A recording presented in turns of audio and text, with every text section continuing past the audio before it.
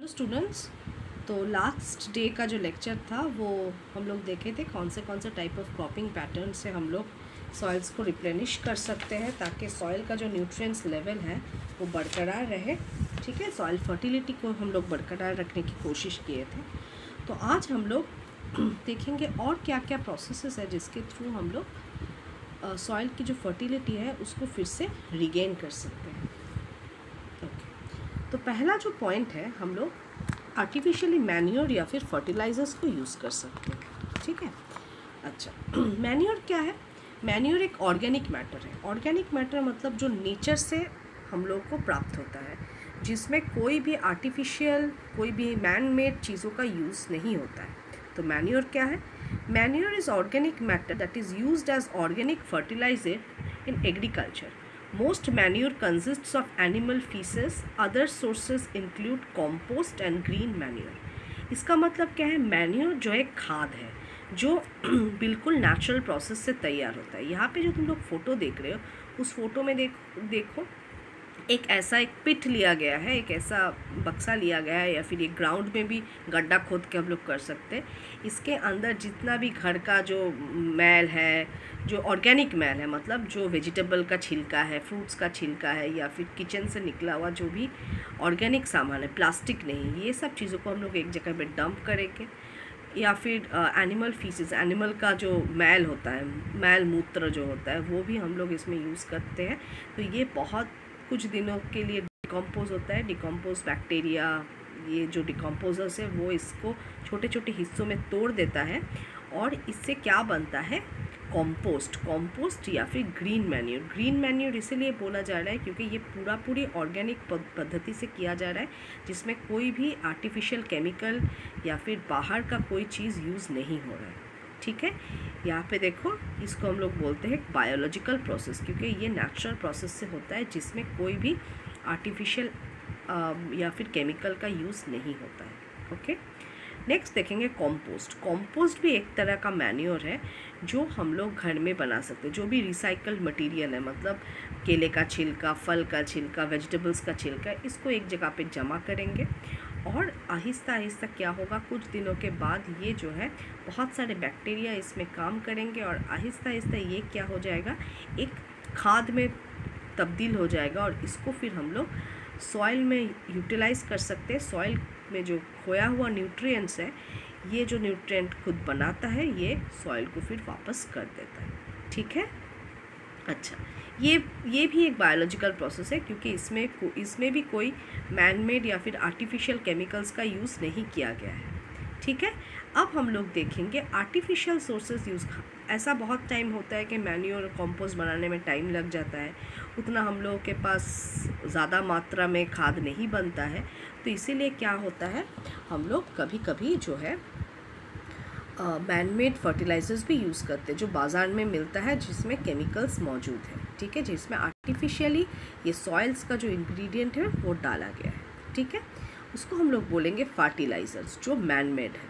The fertilizer contain the essential nutrients required by the plants including nitrogen, potassium, phosphorus. तो इसमें fertiliser में ये सब इम्पॉर्टेंट न्यूट्रिएंट्स डाला हुआ है। क्या? नाइट्रोजन, पोटेशियम, फॉस्फोरस, ये सब प्लांट्स के ग्रोथ के लिए बहुत इम्पॉर्टेंट है। ये सब सॉइल में पहले से रहता है। जब ये सॉइल पूरा यूज्ड अप हो जाता है ये सब न्यूट्रिएंट्स, तभी हम लोग फर्टिलाइजर्स या फिर मैन्योर कंपोस्ट यूज़ करते हैं। ठीक है, इसका काम क्या है? They enhance the water retention capacity of the soil and also increases its fertility. पानी पकड़ के रखने का क्षमता सॉइल का ये बढ़ाता है और इसके साथ सॉइल को पहले जैसा फर्टाइल कर देता है, ताकि नया क्रॉप्स जो है उसमें हम लोग उगा सकें। ठीक है, एग्जाम्पल ऑफ फर्टिलाइज़र क्या है? Ammonium phosphate, potash. Ammonium phosphate में नाइट्रोजन मिलेगा, अमोनियम NH3PO4 इसका जो फॉर्मूला है। पोटाश मतलब इससे मिलेगा तुम्हारा पोटेशियम। ठीक है, और ये एक मैनमेड प्रोसेस है। अगर तुम लोगों को मैन्योर और फर्टिलाइज़र में डिफरेंस लिखने दिया जाए तो तुम लोग लिख सकते हो, इन दोनों का डेफिनेशन देना, उसके बाद एग्जांपल्स देना और उसके बाद देना कि मैन्योर एक बायोलॉजिकल प्रोसेस है, फर्टिलाइज़र एक मैनमेड प्रोसेस है। ठीक है, let's go to the next slide. अच्छा, अब इरिगेशन, अब हम लोग इरिगेशन का इस्तेमाल क्यों करेंगे। इरिगेशन में जाने से पहले मैं थोड़ा बताना चाहती हूँ कि मैन्योर का यूज़ करना फर्टिलाइज़र्स के यूज़ करने से ज़्यादा एडवांटेज क्यों है। ऑलरेडी हम लोग को ये पता चल गया कि मैन्योर जो है वो एक नेचुरल प्रोसेस है, मैन्योर में कहीं भी कोई केमिकल्स का इस्तेमाल नहीं किया गया है, इसीलिए मैन्योर जो है इसका एडवांटेज फर्टिलाइज़र से ज़्यादा होगा। क्या क्या एडवांटेजेस है, ये मैन्योर यूज़ करने से क्या होता है, water holding capacity of the soil बढ़ता है, वाटर को पकड़ के रखने का क्षमता जो है वो बढ़ता है, ठीक है। और क्या है, ये सॉइल को पोरस बनाता है। पोरस मतलब सॉइल को सांस लेने का मौका देता है, ताकि वहाँ पे एक्सचेंज ऑफ गैसेस इजीली हो। सॉइल को भी सांस लेना पड़ता है, सॉइल को भी गैसेस की ज़रूरत पड़ता है। नाइट्रोजन, एटमॉस्फेरिक नाइट्रोजन भी सॉइल के थ्रू आता है, ताकि उसको हम लोग फिक्स करके प्लांट में दे सके by the use of Nitrosomonas bacteria, leguminous plants जो हम लोग ऑलरेडी पढ़े हैं। फिर क्या है, ये इसमें सॉइल फ्रेंडली माइक्रोब्स का पैदा करते हैं। सॉइल फ्रेंडली माइक्रोब्स का काम क्या है, वही नाइट्रोजन फिक्स करना, ठीक है। इसके बाद जो सॉइल का जो टेक्सचर है, सॉइल का जो मतलब लुक है, सॉइल का जो फिजिकल अपीयरेंस है, उसको भी ये रेगुलेट करता है, ठीक करता है। और सॉइल में ह्यूमस का ऐड करता है। ह्यूमस मतलब जो लेयर जिसके ऊपर प्लांट जो है वो ग्रो करता है। नेक्स्ट, ये ज़्यादा मतलब महंगा नहीं है, इसको इजीली प्रिपेयर किया जा सकता है फार्म में, घर में भी हम लोग, अगर घर में हम लोग का गार्डन है, हम लोग घर में भी इसको प्रिपेयर कर सकते हैं। नेक्स्ट, ये कोई भी वाटर पोल्यूशन नहीं करता है। अब इसके साथ फर्टिलाइज़र का यही डिफरेंस है कि फर्टिलाइज़र में हार्मफुल केमिकल्स रहते हैं, तो जब पानी, बारिश होता है या फिर हम लोग उसमें पानी देते हैं पेड़ में, तो वो पानी आहिस्ते से धुल धुल के बाहर चला जाता है। और उसके बाद ये जो हार्मफुल केमिकल्स है, ये वाटर पोल्यूशन में मदद करता है। मतलब मदद तो नहीं, ये वाटर पोल्यूशन करता है एक्चुअली। कैसे, अगर तुम ज़्यादा पानी दोगे इस पेड़ में, जब हम लोग इरिगेशन पढ़ेंगे, तब वो पानी आहिस्ता आहिस्ता ड्रेन करते करते नियर बाई वाटर बॉडीज़ में चला जाता है। अब इसमें फर्टिलाइज़र में क्योंकि हार्मफुल केमिकल्स हैं, तो क्या करेंगे, इस वाटर बॉडी के वाटर को जो है ये पॉल्यूट कर देते हैं, ठीक है। ये रहा तुम्हारा मैन्योर का एडवांटेज और फर्टिलाइज़र का डिसएडवांटेज। तो अब हम लोग आगे बढ़ेंगे इरिगेशन में। इरिगेशन इज़ बहुत इम्पॉर्टेंट फॉर क्रॉप प्रोडक्शन, क्योंकि अगर पानी का बंदोबस्त ठीक से नहीं होगा तो क्रॉप भी जो है वो ग्रो नहीं कर पाएंगे, ठीक है।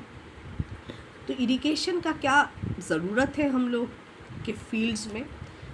पहला है, वाटर जो है वो हमारे लिए भी जितना इम्पॉर्टेंट है, प्लांट के लिए भी उतना इम्पॉर्टेंट है। कैसे इम्पॉर्टेंट है, water helps in the germination of seeds. जो सीड्स को तुम लोग बोओगे, वो सीड्स को ग्रो करना पड़ेगा, सीड को जर्मिनेट करके उससे छोटा सा पेड़ निकलना पड़ेगा, इसीलिए वाटर का ज़रूरत है। Water helps in the process of photosynthesis. Photosynthesis मतलब वही प्रोसेस जिससे प्लांट क्या है, अपना खाना खुद बनाता है। तो अगर वाटर की कमी रहेगी तो प्लांट अपना खाना खुद नहीं बना पाएगा और वो ग्रो नहीं कर पाएगा। नेक्स्ट, वाटर जो है helps in the transport of nutrients and minerals from the soil to the plants.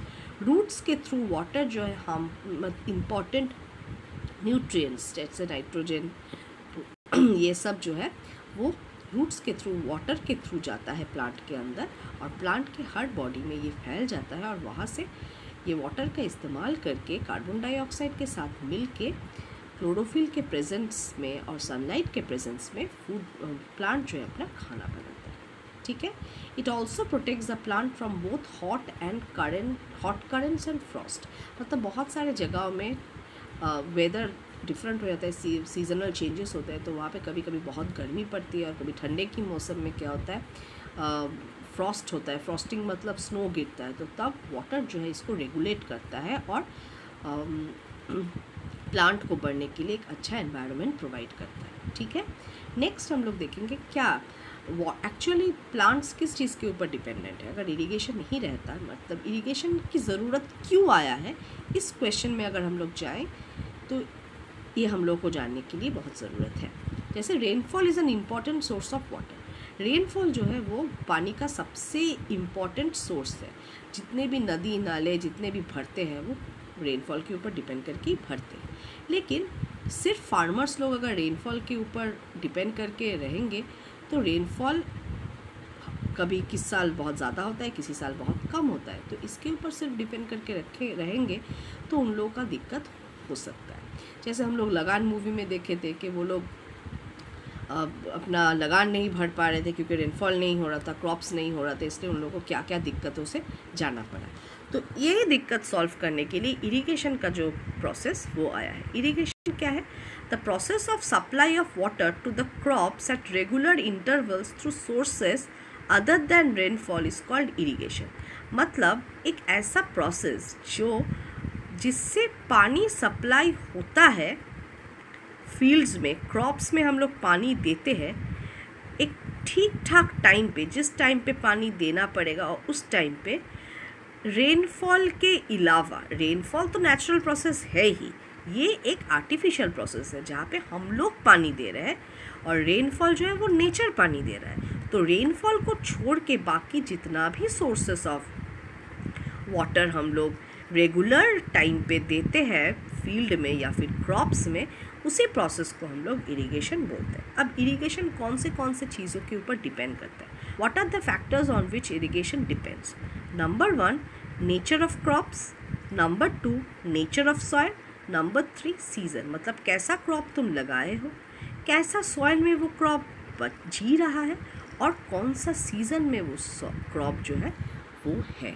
ठीक है, अब मैं नेक्स्ट जो पॉइंट है वो मैं नेक्स्ट वीडियो में कंटिन्यू करूँगी।